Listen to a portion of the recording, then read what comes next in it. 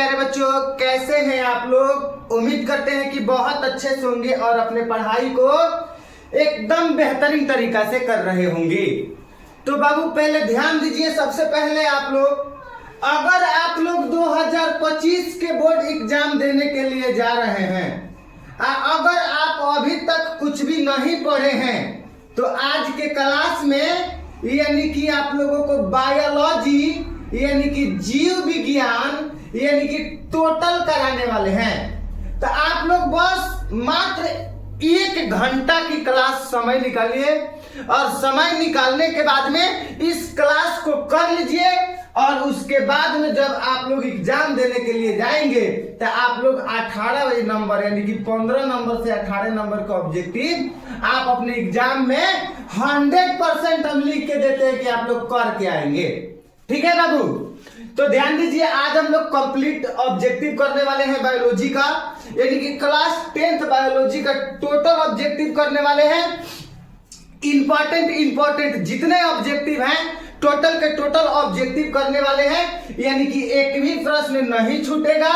ठीक है बाबू, अगर एक बात और आप लोगों को हम बता देना चाहते हैं, ठीक है, क्या बताएंगे, अभी तक कुछ भी नहीं पढ़े हैं तो आ जाइए। अभी तक आप कुछ भी नहीं पढ़े हैं तो इस क्लास को कर लीजिए, जितना ऑब्जेक्टिव बता रहे हैं उतना ऑब्जेक्टिव को आप लोग क्लियर कर लीजिए और उसके बाद में एग्जाम देने के लिए जाइए, है कि नहीं। बायोलॉजी से एक भी ऑब्जेक्टिव आप लोगों को नहीं छूटेगा। वन शॉट आप लोगों के लिए फिजिक्स का भी ऑब्जेक्टिव लेकर आ रहे हैं, वन शॉट आप लोगों के लिए केमिस्ट्री के भी ऑब्जेक्टिव लेके आ रहे हैं, सब्जेक्टिव भी लेके आएंगे। ठीक है बाबू, चलिए आज देखिए सबसे पहला नंबर कौन सा चैप्टर है। सबसे पहला नंबर चैप्टर आप लोगों का है बाबू, ध्यान दीजिएगा, चैप्टर नंबर जो फर्स्ट है उसका नाम है जैव प्रक्रम यानी पोषक, है कि नहीं, जैव प्रक्रम। ठीक है, जैव प्रक्रम चैप्टर से जितने भी इंपॉर्टेंट ऑब्जेक्टिव क्वेश्चन है, महत्वपूर्ण क्वेश्चन है, टोटल क्वेश्चंस को हम लोग बाबू एक एक करके देखेंगे। बस आप लोग क्लास में एकदम धैर्य के साथ बने रहिए। ठीक है, चलिए देखिए बाबू, सबसे पहला नंबर क्वेश्चन क्या कर रहा है, यानी कि दांत की सबसे ऊपरी परत, है कि नहीं, दांत की जो सबसे ऊपरी परत है उसको हम लोग इनामेल बोलते हैं। क्या बोलते हैं बाबू, इनामेल बोलते हैं। और पूछ दे कि दांत की सबसे कठोर परत, कौन सा परत पूछ दे बाबू, कठोर परत, है कि नहीं, तो भी हम लोग इनामेल ही बोलेंगे। तो भी हम लोग क्या बोलेंगे दोस्त, इनामेल ही बोलेंगे। आप लोग अच्छे तरीका से याद रखिएगा, बिल्कुल। चलिए आगे देखिएगा बाबू, मानव आहार नाल की सबसे लंबा भाग, आप लोग कमेंट करके बताते चलिएगा, यानी कि मानव आहार नाल का सबसे लंबा भाग छोटी आंत हो जाएगा। क्या हो जाएगा बाबू, छोटी आंत हो जाएगा, आप लोग याद रखिएगा। चलिए नेक्स्ट प्रश्न देखिए बाबू, न्यूक्लियस शब्द किसके द्वारा दी गई। बिल्कुल आप लोग कमेंट करके बताएंगे, फटाफट से आप लोग कमेंट करके बताएंगे कि न्यूक्लियस शब्द किसके द्वारा दी गई थी। तो न्यूक्लियस शब्द रॉबर्ट ब्राउन के द्वारा दिया गया था। किसके द्वारा दिया गया था बाबू, रॉबर्ट ब्राउन। ठीक है, आप लोग याद रखिएगा, रॉबर्ट ब्राउन के द्वारा दिया गया था, है कि नहीं, इंपॉर्टेंट है दोस्त, ध्यान दीजिएगा।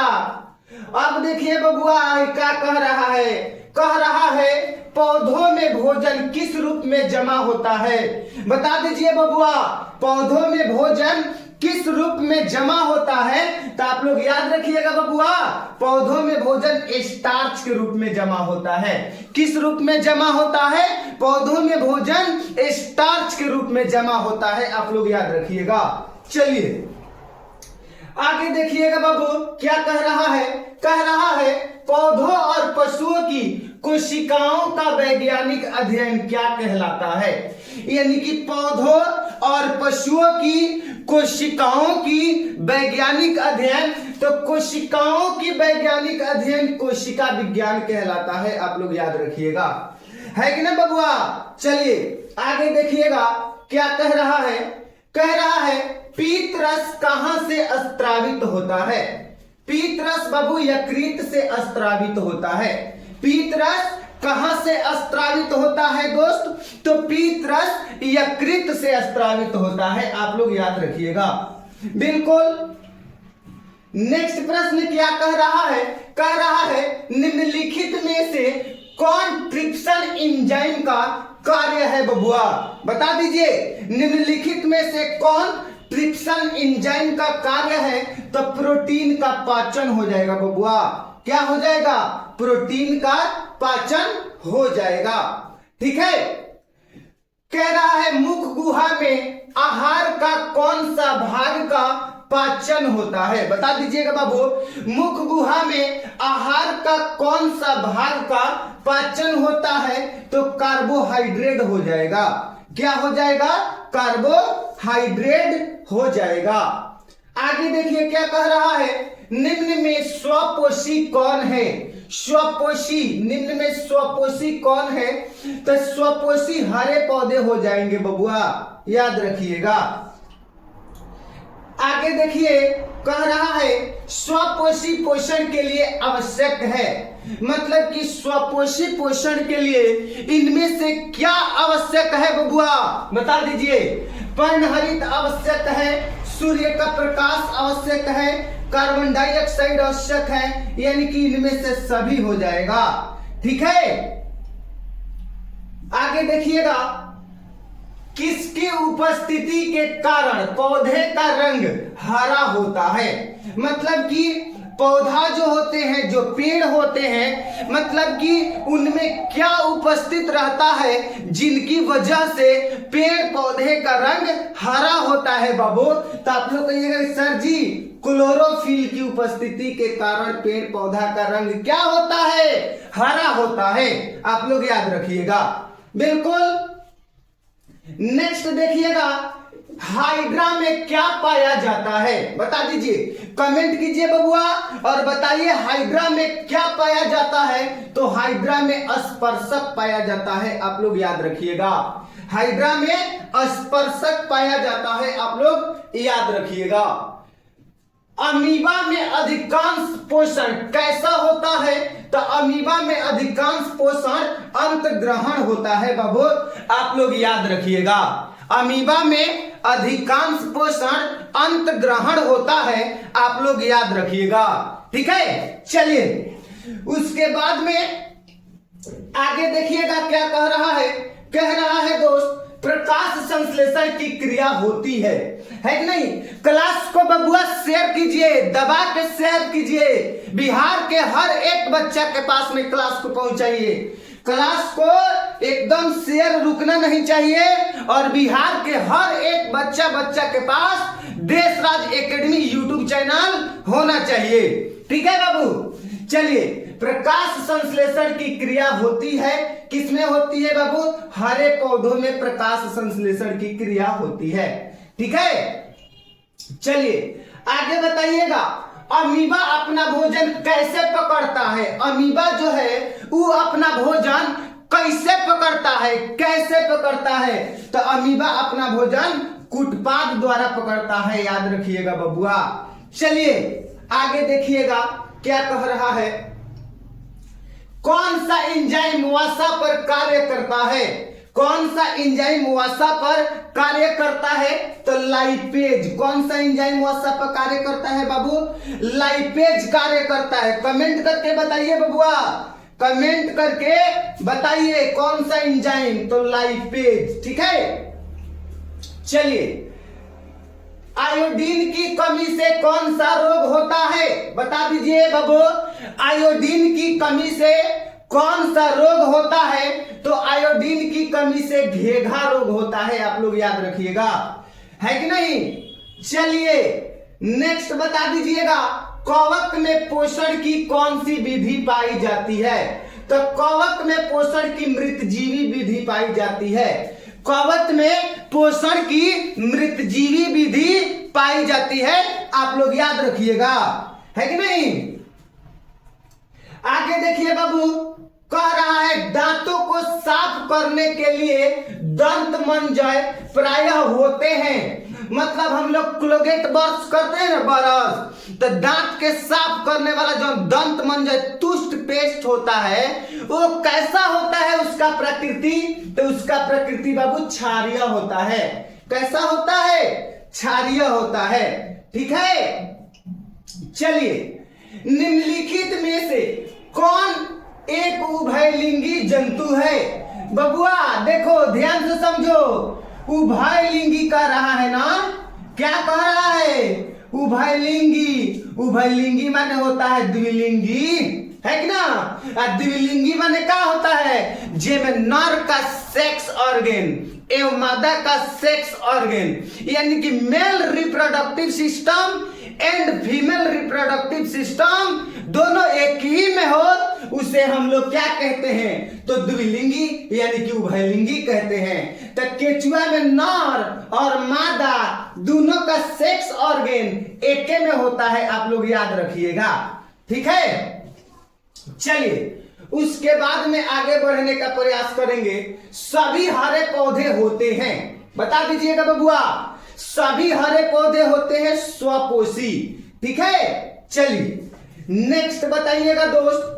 कह रहा है मंड परीक्षण के लिए हरी पत्ती पर आयोडीन डालने से पहले पत्ती को अल्कोहल में डुबाया जाता है, तो कौन किस में, मतलब किस में? आप लोग कमेंट करके बता दीजिएगा बबुआ, कमेंट करके बता दीजिए।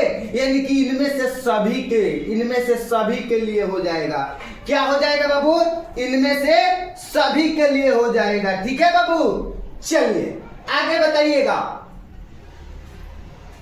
स्लाइड को सर्वप्रथम कंपाउंड माइक्रोस्कोप से देखा जाता है। मतलब सूक्ष्मदर्शी जो होता है ना, तो सूक्ष्मदर्शी से देखते हैं तो नीचे किसी वस्तु को रखकर कितना एक्स पर देखते हैं। कैमरा है, मोबाइल के कैमरा, फोन का कैमरा मेरे सामने लगा हुआ है, कैमरा मेरे सामने लगा हुआ है, तो उस कैमरा को हम माने कितना जूम कर सकते हैं, माने कितना जूम कर सकते हैं, है कि नहीं? आप लोग माने 5 गुना, 6 गुना, 7 गुना, 8 गुना, 10 गुना।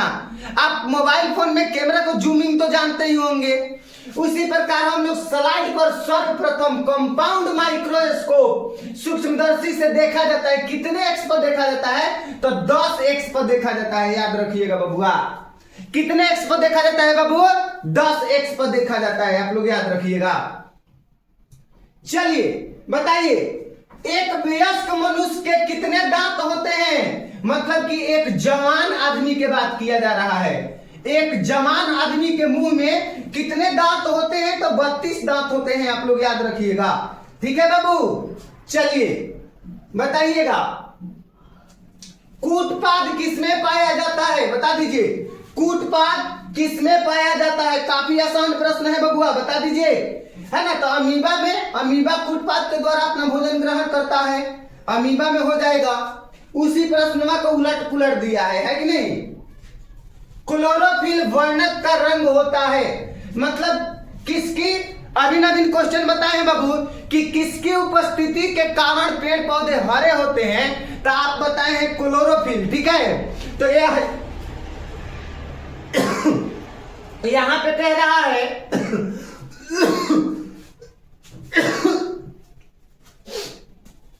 क्लोरोफिल वर्णक का रंग है कैसा? हरा हो जाएगा। कैसा हो जाएगा बाबू? हरा हो जाएगा। ठीक है, गवाइटर अथवा घेघा पनपता है, मतलब गवाइटर रोग है और घेघा भी एक रोग यानी बीमारी है। एक गवाइटर अथवा घेघा जो बीमारी है वो पनपता है। किसकी कमी से पनपता है? तो आयोडीन की कमी से पनपता है, आप लोग याद रखिएगा। चलिए देखिएगा, भोजन की पाचन किस प्रकार की अभिक्रिया है? बता दीजिए, भोजन का पाचन किस प्रकार की अभिक्रिया है? तो उपचयन अभिक्रिया है, आप लोग याद रखिएगा। भोजन का पाचन उपचयन अभिक्रिया है, आप लोग याद रखिएगा। देखिए दोस्त, मैग्नीशियम पाया जाता है, बता दीजिए, मैग्नीशियम पाया जाता है। मैग्नीशियम किसमें पाया जाता है बाबू? बता दीजिए, किसमें पाया जाता है? तो क्लोरोफिल में मैग्नीशियम पाया जाता है। मैग्नीशियम कहां पे पाया जाता है? तो क्लोरोफिल में पाया जाता है। चलिए हाय देखिए क्या कह रहा है, प्राकृतिक में ऑक्सीजन का संतुलन कैसे बना रहता है? तो प्रकाश संश्लेषण के द्वारा, मतलब प्रकाश संश्लेषण के द्वारा बना रहता है। ठीक है, चलिए नेक्स्ट प्रश्न देखिए, कह रहा है जीवन की एक महत्वपूर्ण विशेषता है, मतलब कि जो जीवन है, जीवन की महत्वपूर्ण विशेषता, मेन विशेषता अगर देखा जाए तो वृद्धि है। मेन विशेषता क्या है बाबू? वृद्धि है, आप लोग याद रखिएगा। ठीक है, आगे देखिए, ग्रहणी भाग है, ग्रहणी छोटी आंत की भाग है। ग्रहणी जो है क्या चीज की भाग है बाबू? छोटी आंत की भाग है, आप लोग याद रखिएगा। उसके बाद में देखिए, प्रकाश संश्लेषण होता है, प्रकाश संश्लेषण दिन में होता है। प्रकाश संश्लेषण कब होता है बाबू? प्रकाश संश्लेषण दिन में होता है, याद रखिएगा दोस्त। चलिए उसके बाद में देखिएगा क्या कह रहा है, मृतोपजीवी का उदाहरण है गोबर छत्ता। मृतोपजीवी का उदाहरण क्या हो जाएगा बाबू? गोबर छत्ता हो जाएगा, आप लोग याद रखिएगा, है कि नहीं। अब देखिए, पौधों में प्रकाश संश्लेषण का स्थान है, मतलब पौधों में प्रकाश संश्लेषण का स्थान क्लोरोप्लास्ट है। पौधों में प्रकाश संश्लेषण की स्थान क्लोरोप्लास्ट है बबुआ, याद रखिएगा आप लोग। ठीक है, चलिए आगे देखिए क्या कह रहा है, परिशेषिका हिस्सा है। क्या चीज का हिस्सा है परिशेषिका? बता दीजिए। परिशेषिका जो है आहार नल की हिस्सा है, याद रखिएगा बिल्कुल। पीतरस का स्त्राव होता है, कहां से? तो यकृत के द्वारा पीतरस का स्त्राव होता है। ठीक है बाबू, चलिए उसके बाद में हम लोग आगे देखेंगे। कह रहा है गोबर छत्ता है। गोबर छत्ता क्या है बाबू? बता दीजिए कमेंट करके कि गोबर छत्ता है एक मृत जीवी। गोबर छत्ता क्या है? एक मृत जीवी है, आप लोग याद रखिएगा। गोबर छत्ता एक मृत जीवी है, आप लोग याद रखिएगा। ठीक है, चलिए उसके बाद में बता दीजिएगा दोस्त क्या कह रहा है, ध्यान दीजिएगा। दूध से दही बनने में निम्नलिखित में से कौन सी अभिक्रिया होती है? यानी कि दूध से दही बनने में निम्नलिखित में से कौन सी अभिक्रिया होती है? तो किण्वन अभिक्रिया होती है बाबू। दूध से दही बनने में किण्वन अभिक्रिया होती है, याद रखिएगा। चलिए बबुआ, निम्नलिखित में से किस रंग की प्रकाश किरण प्रकाश संश्लेषण के लिए सबसे ज्यादा प्रभावी है? यानी कि निम्नलिखित में से किस प्रकार की किस रंग की प्रकाश किरण प्रकाश संश्लेषण के लिए सबसे ज्यादा प्रभावी है? तो बता दीजिए कौन सा हो जाएगा? लाल हो जाएगा। कौन सा हो जाएगा? लाल हो जाएगा। चलिए उसके बाद में रंध्र मुख्यतः पाए जाते हैं। जो रंध्र होते हैं, रंध्र वो मुख्यतः कहां पे पाए जाते हैं? तो पत्तियों पे पाए जाते हैं रंध्र। आप लोग याद रखिएगा, रंध्र जो होते हैं मुख्यतः पाए जाते हैं। तो रंध्र कहां पे पाए जाते हैं बाबू? पत्तियों पे पाए जाते हैं, आप लोग याद रखिएगा। चलिए अब हम लोग पढ़ेंगे चैप्टर नंबर 2। लत लग चुकी है मंजिल की, अब खुद को आग में झोंक लेंगे। लत लग चुकी है मंजिल की, अब खुद को आग में झोंक लेंगे। हौसला कहेगा मारा जाएगा, हम भी कहेंगे देख लेंगे, है कि नहीं? तो बाबू आप लोग एकदम दिल दिमाग एकदम एकत्रित कीजिए और अपने पढ़ाई को एकदम बेहतरीन से बेहतरीन तरीका से कीजिए और मैट्रिक परीक्षा में अच्छा से अच्छा अंक प्राप्त कीजिए, आगे भी अच्छे से अच्छे अंक प्राप्त कीजिए। ठीक है, बस इतना ही कहना चाहूंगा। तो चलिए बाबू हम लोग क्लास को स्टार्ट करेंगे, अपना चैप्टर नंबर 2 के तरफ हम लोग बढ़ेंगे। ठीक है, पहला नंबर प्रश्न कह रहा है पौधों में श्वसन होता है, मतलब कि जो पौधे होते हैं, फटाफट से आप लोग कमेंट कर करके बताइए बाबू, कमेंट करके बताइए। पौधों में श्वसन होते हैं, जड़ में, पत्तियों में, तना में, इनमें से सभी में होते हैं। किसमें होते हैं पौधों में श्वसन? इनमें से सभी में होते हैं, आप लोग याद रखिएगा। चलिए नेक्स्ट, कौन सी बीमारी श्वसन तंत्र से संबंधित है? यानी कि इनमें से वह कौन ऐसा बीमारी है जो बीमारी श्वसन तंत्र से संबंधित है? तो न्यूमोनिया हो जाएगा। न्यूमोनिया जो बीमारी है श्वसन तंत्र से संबंधित है, आप लोग याद रखिएगा। चलिए,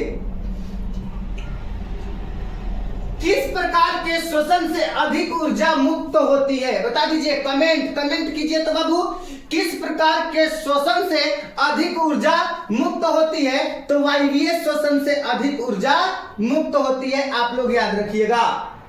नेक्स्ट प्रश्न देखेंगे दोस्त, मछली का श्वसन अंग है, यानी कि जो मछली है उस मछली का सांस लेने वाला अंग कौन सा है? तो मछली का सांस लेने वाला अंग गिल्स है बाबू। क्या है? गिल्स है, आप लोग याद रखिएगा। ठीक है, मछली का श्वसन अंग, बिल्कुल।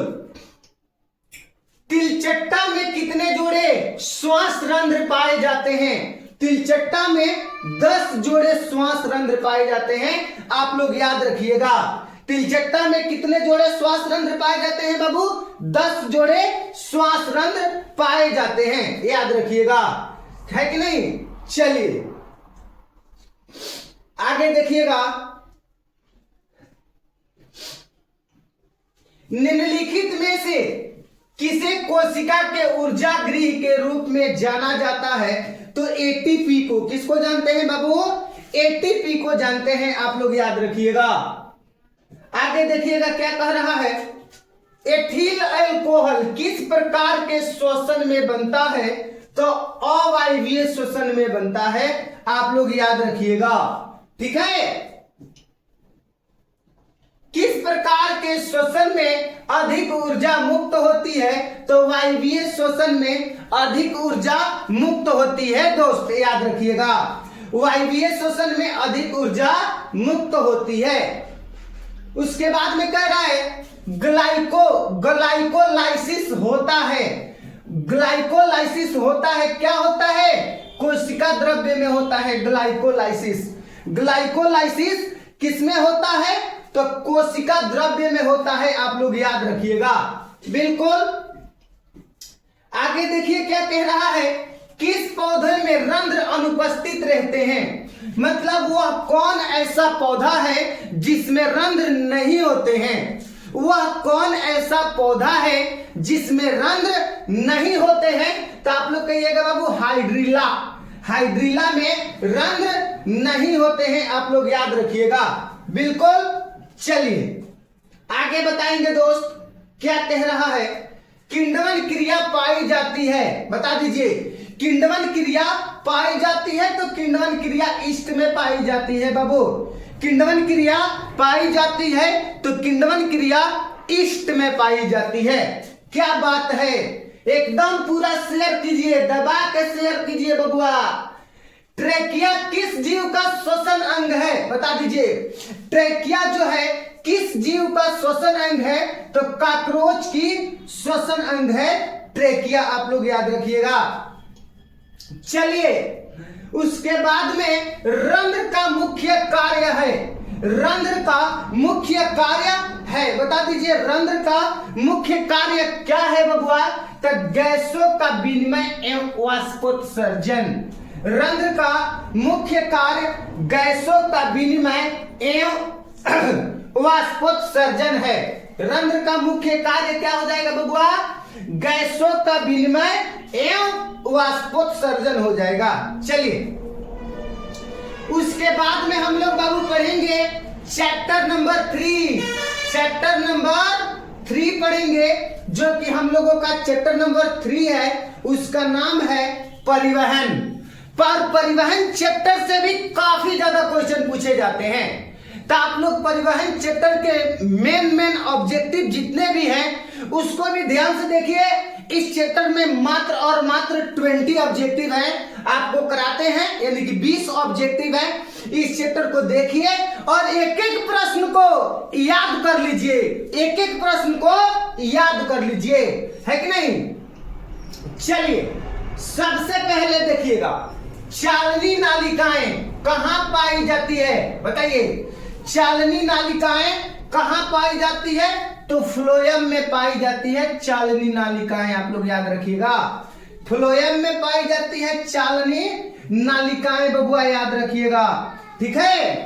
चलिए आगे देखिएगा, कह रहा है आरबीसी की जीवन अवधि होती है, कमेंट, आरबीसी की जीवन अवधि 120 दिन होती है।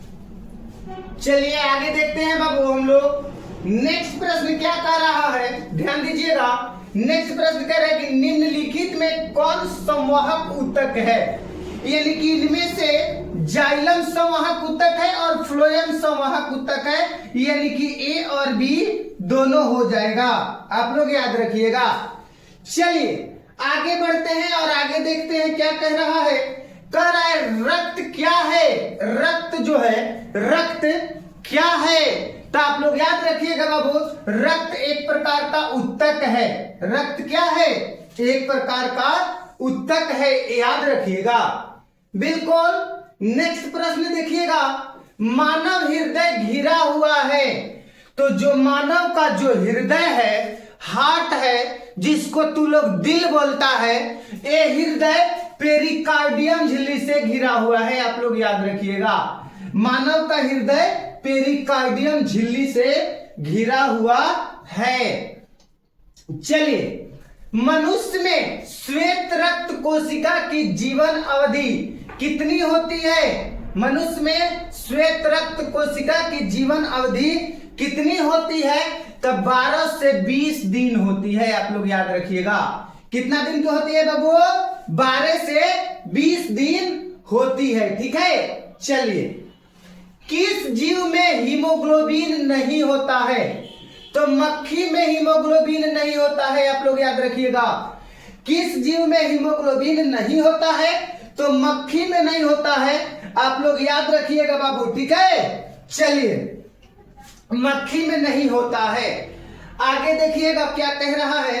कह रहा है कि हीमोग्लोबिन की कमी से कौन सा रोग होता है, हीमोग्लोबिन की कमी से कौन सा रोग होता है, तो हीमोग्लोबिन की कमी से एनीमिया रोग होता है। हीमोग्लोबिन की कमी से एनीमिया रोग होता है, आप लोग याद रखिएगा बिल्कुल। चलिए आगे बताइएगा, ऑक्सीजन का वाहक कौन है, यानी कि ऑक्सीजन का वाहक आरबीसी है। ऑक्सीजन का वाहक कौन है, तो ऑक्सीजन का वाहक आरबीसी है, आप लोग याद रखिएगा बिल्कुल। चलिए, खुला परिसंचरण तंत्र किसमें पाया जाता है, खुला परिसंचरण तंत्र किसमें पाया जाता है बबुआ, तो कॉकरोच में पाया जाता है, आप लोग याद रखिएगा। चलिए बबुआ आगे देखिए क्या कह रहा है। कह रहा है मानव हृदय में कितने कोष्ठ हैं, बता दीजिए बबुआ, कमेंट करके बताइए। मानव हृदय में 4 कोष्ठ हैं। मानव हृदय में कितने कोष्ठ हैं, 4 कोष्ठ हैं, आप लोग याद रखिएगा। चलिए, स्टोमाटा के खुलने और बंद होने की क्रिया को कौन नियंत्रित करता है, स्टोमाटा के खुलने और बंद होने की क्रिया को कौन नियंत्रित करता है बाबू, तो द्वार कोशिकाएं नियंत्रित करता है। कौन नियंत्रित करता है, द्वार कोशिकाएं नियंत्रित करता है, आप लोग याद रखिएगा। चलिए आगे देखिए, पौधों में गैसों का आदान प्रदान किसके द्वारा होता है, मतलब जो पेड़ पौधा होते हैं ना, वो में गैस का आदान प्रदान, गैस का आदान प्रदान किसके द्वारा होता है, तो याद रखिएगा रंध्र के द्वारा होता है, रंध्र के द्वारा। रंध्र पत्ती के पत्ता के ऊपर छोटे छोटे छिद्र हैं, है कि नहीं, उसी के द्वारा होता है, याद रखिएगा। चलिए आगे देखिए, आगे क्या कह रहा है। निम्न में तेज धड़कन किसका होता है? मैंने इनमें से ये जो 4 ऑप्शन दिए गए हैं, इनमें से वह कौन जीव है जिनका धड़कन जो होता है दिल का धड़कन है कि नहीं तेज होता है? तो याद रखिएगा, चूहा का धड़कन दिल का तेज होता है, धड़कन। ठीक है, चलिए आगे बता दीजिए। कह रहा है पत्तियों में गैसों का आदान प्रदान कहां होता है? तो रंध्र, पत्तियों में गैसों का आदान प्रदान कहां होता है? तो रंध्र आप लोग याद रखिएगा, बिल्कुल। चलिए बताइएगा, हृदय से रुधिर यानी कि रक्त को संपूर्ण शरीर में पंप किया जाता है, किसके द्वारा पंप किया जाता है? बता दीजिए। हृदय से रक्त यानी कि रुधिर को पूरे शरीर में पंप किसके द्वारा किया जाता है? तो निलय द्वारा किया जाता है। किसके द्वारा किया जाता है? निलय द्वारा किया जाता है, आप लोग याद रखिएगा। ठीक है, निम्नलिखित में से किस यंत्र का उपयोग रक्त दाब मापने में यानी कि बीपी मापने में, बीपी है कि ना, यानी कि बीपी ब्लड प्रेशर यानी कि रक्त दाब मापने में किया जाता है? तो एस्फाइमोगोमैनोमीटर का। ठीक है, ऑप्शन नंबर सी हो जाएगा, आप लोग याद रखिएगा। ठीक है, चलिए। पादप में फ्लोएम उत्तरदायी है, बिल्कुल बता दीजिए बाबू। पादप में फ्लोएम उत्तरदायी है तो भोजन के संवहन के लिए, आप लोग याद रखिएगा। किसके संवहन के लिए? भोजन के संवहन के लिए। ठीक है, पौधों में वाष्पोत्सर्जन किस भाग में होता है? यानी कि पौधों में वाष्पोत्सर्जन है कि नहीं, पत्ता वाला भाग में होता है, आप लोग याद रखिएगा। ठीक है, चलिए नेक्स्ट बाबू हम लोग पढ़ेंगे चैप्टर नंबर 4। आप लोग कमेंट करके फटाफट से बता दीजिए दोस्त कि चैप्टर नंबर हम लोग कितना पढ़ेंगे? तो चैप्टर नंबर हम लोग 4 पढ़ेंगे बायोलॉजी में। ठीक है, और इस चैप्टर में मात्र 14 क्वेश्चन होंगे। इस चैप्टर में मात्र और मात्र कितने क्वेश्चन है? तो 14 प्रश्न है, आप लोग इसको भी देखिए अच्छा से। ठीक है, इसमें मात्र 14 क्वेश्चन है, जिस चैप्टर नंबर 4 है, और इस चैप्टर का नाम है उत्सर्जन। चैप्टर नंबर 4 है और इस चैप्टर का नाम क्या है दोस्त? तो उत्सर्जन। ठीक है, चलिए आगे बढ़ते हैं। सबसे पहला नंबर प्रश्न आपके स्क्रीन पर, प्रोटोजुआ उत्सर्जी पदार्थों का निष्कासन कैसे करता है? बताइए, प्रोटोजुआ यानी कि उत्सर्जी पदार्थों का निष्कासन कैसे करता है? तो विसरण के द्वारा करता है, आप लोग याद रखिएगा। चलिए दोस्त आगे देखिए, मानव का प्रमुख उत्सर्जी अंग कौन है? मानव का प्रमुख उत्सर्जी अंग कौन है? तो वृक्क है, आप लोग याद रखिएगा। कौन हो जाएगा? वृक्क हो जाएगा, आप लोग याद रखिएगा। चलिए नेक्स्ट देखिएगा बाबू, यानी कि सजीव है बाबू। सजीव जीवधारियों द्वारा किस प्रकार का नाइट्रोजनी पदार्थ यानी कि कचरा का उत्सर्जन होता है? बता दीजिए, किस प्रकार का कचरा का उत्सर्जन होता है? 3 नंबर कमेंट करके बताइए, है ना। अमोनिया, यूरिक अम्ल, यूरिया यानी कि इनमें से सभी का हो जाएगा, इनमें से सभी का हो जाएगा। चलिए, पौधों में उत्सर्जी पदार्थ है गोद, टैनिन, रेजिन यानी कि इनमें से सभी। ठीक है, चलिए आगे बताने का प्रयास कीजिएगा दोस्त। कह रहा है, क्या कह रहा है? मनुष्य में वृक्क निम्नलिखित में से किससे संबंधित है? तो उत्सर्जन से संबंधित है। मनुष्य में जो वृक्क है, किडनी जो है, यानी कि उत्सर्जन से संबंधित है, आप लोग याद रखिएगा। ठीक है, आगे देखिए, निम्न में से वृक्क की रचनात्मक एवं क्रियात्मक इकाई है कि नहीं? तो वृक्क की रचनात्मक एवं क्रियात्मक इकाई को हम लोग नेफ्रॉन कहते हैं। क्या कहते हैं? नेफ्रॉन कहते हैं, आप लोग याद रखिएगा। चलिए, निम्न में कौन उत्सर्जी अंग है? तो आपका वृक्क। निम्न में कौन उत्सर्जी अंग है? तो वृक्क उत्सर्जी अंग है कि नहीं? आप लोग याद रखिएगा। चलिए आगे बताइएगा दोस्त, मानव में डायलिसिस थैली है, मानव में डायलिसिस थैली है।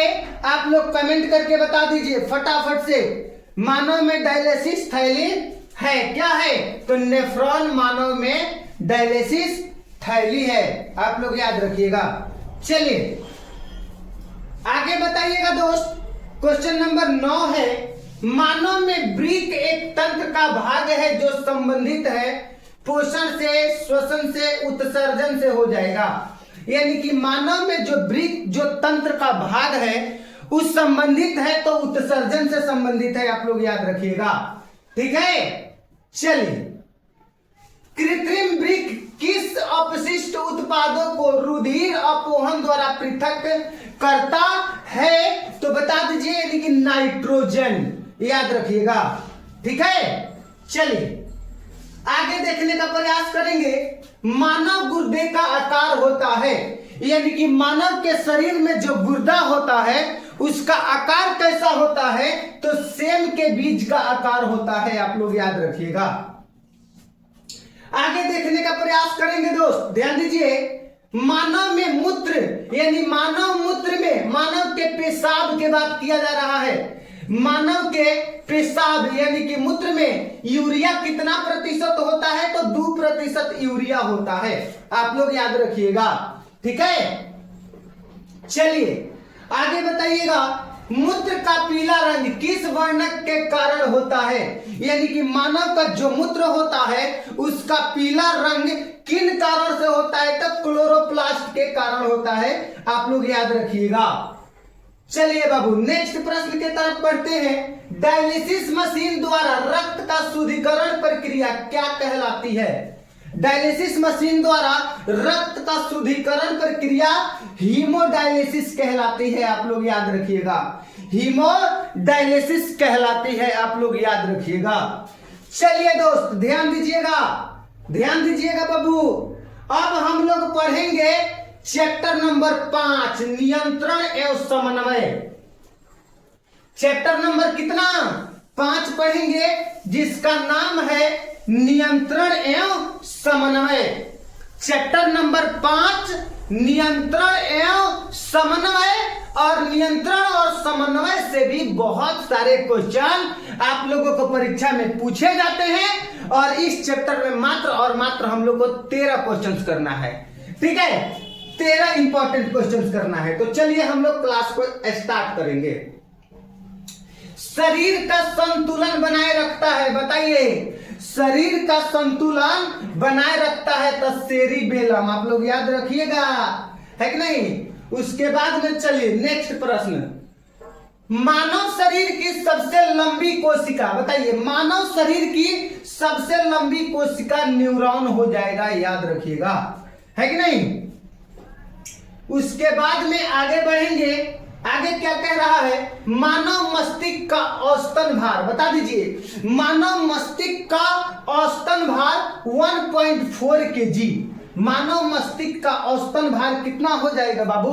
1.4 kg। बिल्कुल बिल्कुल बिल्कुल। चलिए उसके बाद में हम लोग आगे बढ़ने का प्रयास करेंगे। देखिए तंत्रिका तंत्र का रचनात्मक एवं क्रियात्मक इकाई को हम लोग क्या कहते हैं? तो न्यूरॉन कहते हैं। क्या कहते हैं? न्यूरॉन कहते हैं। तंत्रिका तंत्र का बात किया जा रहा है बाबू, याद रखिएगा। ठीक है, नेक्स्ट देखिएगा, निम्न में से कौन सा अंग संवेदनग्राही नहीं है? तो दिमाग, याद रखिएगा, है कि नहीं? चलिए देखिए दोस्त क्या कह रहा है, मेरु रज्जु निकलता है, मेरु रज्जु निकलता है तो मेंडुला से। मेरु रज्जु किससे निकलता है बाबू? मेंडुला से निकलता है बाबू, ध्यान दीजिएगा। चलिए आगे प्रश्न कह रहा है, दो न्यूरॉन के संपर्क बिंदु को क्या कहते हैं? Important, important, very very important, याद रखिए। यानी कि दो न्यूरॉन के संपर्क बिंदु को क्या कहते हैं? क्या कहते हैं बाबू? तो सिनेप्स कहते हैं। क्या कहते हैं? सिनेप्स कहते हैं, आप लोग याद रखिएगा। चलिए हाय देखा, पॉन्स, मेंडुला और अनुमस्तिष्क, याद कर जहिया पढ़ावले रहनी बबुआ, ध्यान रखना, यानी कि पॉन्स, मेंडुला, अनुमस्तिष्क, है कि नहीं? यानी कि बताइए ये किसका हिस्सा है, बता दीजिए फटाफट से। तो पश्च मस्तिष्क का हिस्सा है। किसका हिस्सा है? पश्च मस्तिष्क का हिस्सा है। ठीक है, चलिए उसके बाद में देखिए, निम्नलिखित कौन सी अनैतिक क्रिया नहीं है, मतलब कि निम्नलिखित में कौन सी अनैच्छिक क्रिया नहीं है, इनमें से कौन जो है अनैच्छिक क्रिया नहीं है कि नहीं? तो पेशी कोशिका अनैच्छिक क्रिया नहीं है, आप लोग याद रखिएगा।